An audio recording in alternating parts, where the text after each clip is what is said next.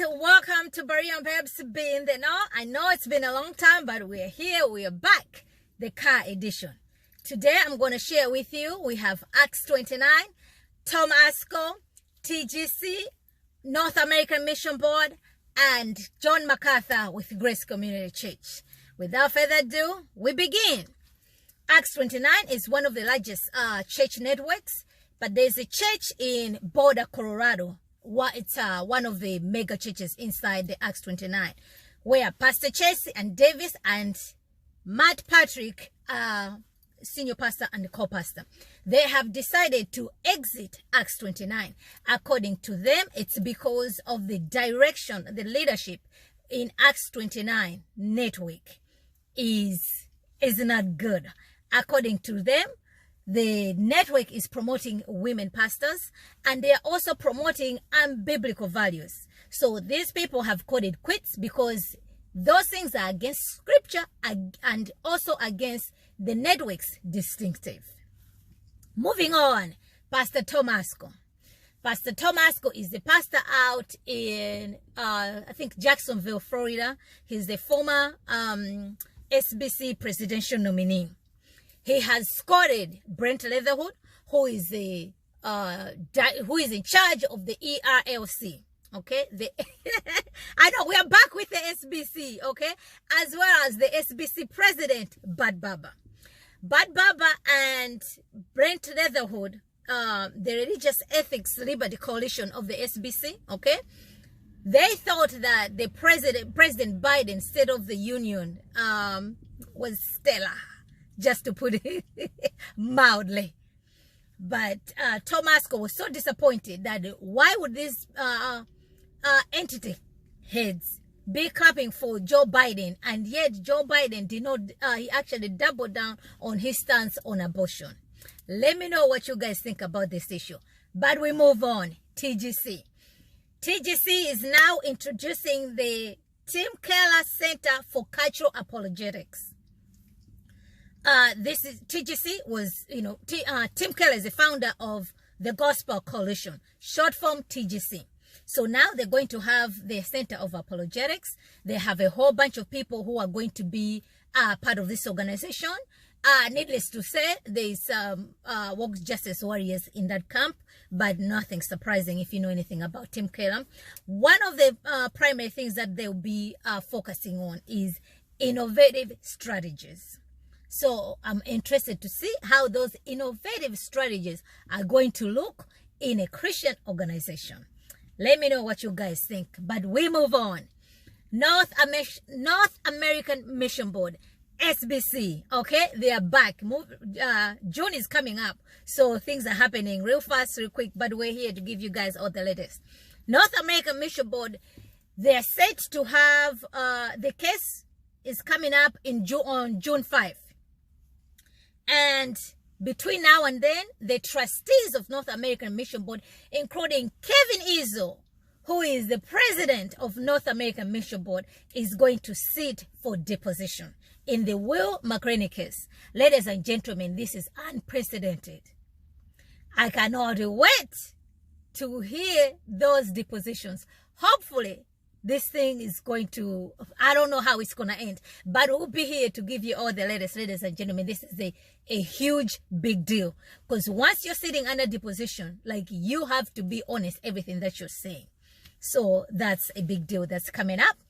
Moving on, lastly, we have Grace Community Church, where Pastor John MacArthur is the senior pastor. What has happened this time around? Well, we have Hong Cho.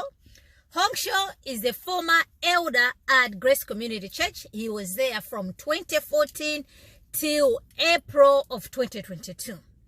According to Hong Cho, he resigned his position as an elder because of his convictions, and he was not able to agree on certain things with the elders, with things that transpired there. This time around, exactly a month before the Shepherds Conference, this is a big deal when it comes to the ministry at Grace Community Church. he has come out and spoke to Christianity Today, where Russell Moore is the chief editor. So I'm watching Russell Moore. According to Hong Shaw, Grace Community Church, the elders mishandled abuse cases, and they mishandled the Grace situation. We covered that story before. So what happened? This happened now is 21 years ago. There was a woman who was disciplined, and her husband, according to the story, they went to court. He was indicted. Right now he's in jail. They was abusing the children, but this stuff was already reported. I'm just giving you guys the highlights. But according to Hong Shaw, he's a lawyer by professional as well. He was given the file to investigate this situation, and he did. And he gave the recommendations to the elders. Grace Community Church has 40 or 38 elders. According to Hong Shaw, John MacArthur told him, and I quote, "Just forget it." Well, we were not there. Who said what, where, and when? We do not know. I do not know. Okay, I'm just reporting to you what Christianity Today has said. So, according to Hong Shaw, there's other women who have also come forward to him to tell him that Grace Community Church mishandled their abuse situation in their marriages. Okay?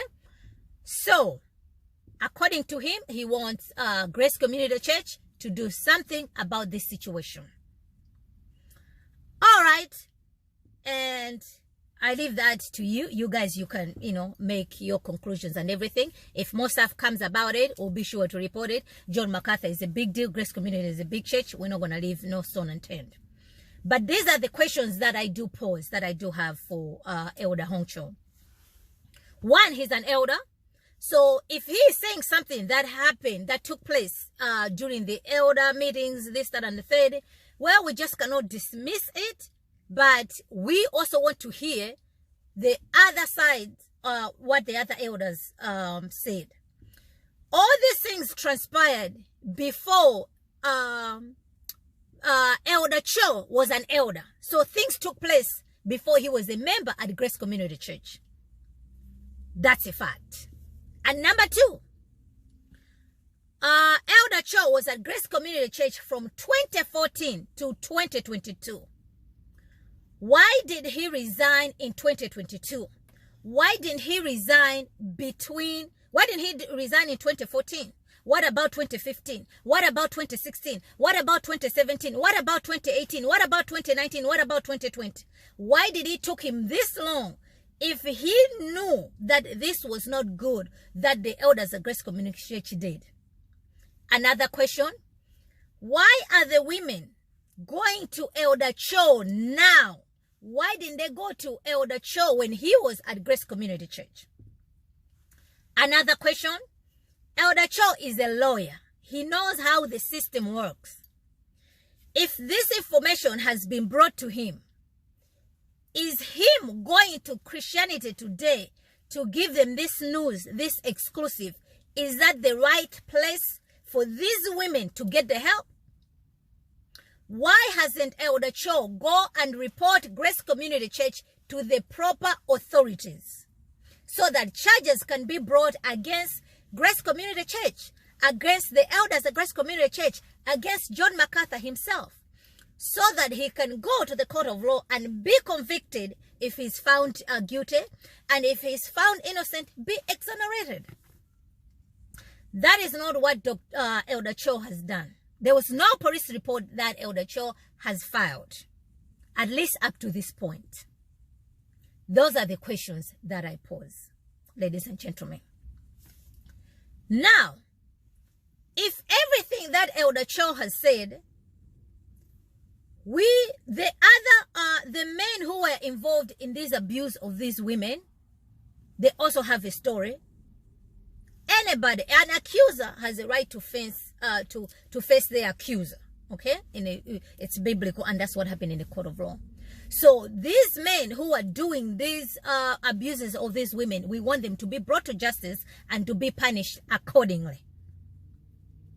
So these women have come forward. They've gone to Cho. I hope that Elder Cho has advised those women to go and report to the proper authorities, not to Jury Roys and not to Christianity Today, but to the proper authorities. And yes, if they want to go and report to the newspaper, that's a fair game. But we want these women to get the help that they need. And they're not going to get the help they need at Jury Roys or at Christianity Today for that matter. Not only that, according to the Gray situation, he went to court and the jury of his peers of that gentleman found him to be guilty, and right now he's still in prison.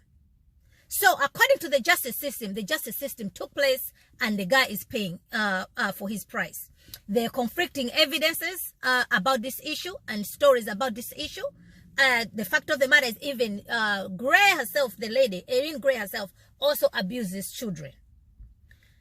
Needless to say, she was disciplined. Ladies and gentlemen, church discipline is a church ordinance. According to Grace Community Church, the information that they had at the time did warrant church discipline. If they had the information they have now, would they have disciplined that lady? The answer would be no. Let's not forget that the church, Grace Community Church is not part. It's not part of an SBC where they have to report the things to the convention or whatever. Is a standalone independent church. It's a big church. It's a mega church. Okay. Biblical counseling is not the same as counseling that people get out there. Whenever people have struggles within a marriage, when they go to biblical counseling, ladies and gentlemen, the first thing they're not going to hear like, you know what, you need to divorce. That's not going to be the thing they'll hear. I took biblical counseling, and I can tell you that people, if somebody does not know the scripture or does not know God, they wouldn't understand it, because they're operating under biblical principles where reconciliation is at the table, forgiveness is at the table, overlooking the wrong is at the table. Okay? And you can achieve all these things. You are not supporting women to be abused. You are not supporting children to be abused, because the scripture speaks against those things. So, all to say that we do not know the side of the story of these men who abuse these women. We do not know the story of the elders at Grace Community Church. Those things need to come in the open should we come to it. So if more stuff is coming, we'll be here to bring out to you guys these stories, this news. And we have to remember, right now we're living in the time of Church 2 movement. We cannot overlook those things. Everything is attributed to it's either racism or it's abuse or it's this, that, it's the third. Last question that I have for Elder Cho. Would he want the things that he did 20 years ago, somebody to come in today and demand a compensation or apology or this, that, and the third? Ladies and gentlemen, I do not want the things I did 10 years ago to be counted on me now. I do see that Elder Cho, whatever he's looking for, asking for, he is applying unbiblical practices, but cultural practices. According to him, all these things that he's doing, the Lord has led him to be doing these things. So he's just doing what the Lord has commanded him to do. Ladies and gentlemen, I will be a fool to stand in the way of God, of what God is doing. If what Elder Cho is doing is what God is commanding him to do, is what God is leading him to do, it will prevail. It will come to pass. And nobody, not even John MacArthur himself, can stand in the way of that. But if what Elder Cho is doing is not of the Lord, it will also come to pass. Just like those disciples, right? When they were escorted. One of the high priests says, if what they're doing is not of God, it shall come to pass. If it is of a God, we'll find ourselves fighting against what God is doing. So all in all, we want truth to come out, restoration to take place, forgiveness to take place, and if there's anything that's not right, to be made right in the way that honors God, not in the way that pleases the culture. So, all right, ladies and gentlemen, let me know what you think about all these things.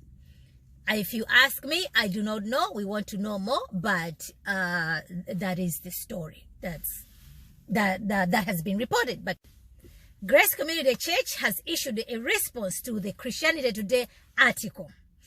They say that they do not respond to media posts, especially when it regards to biblical counseling to their members.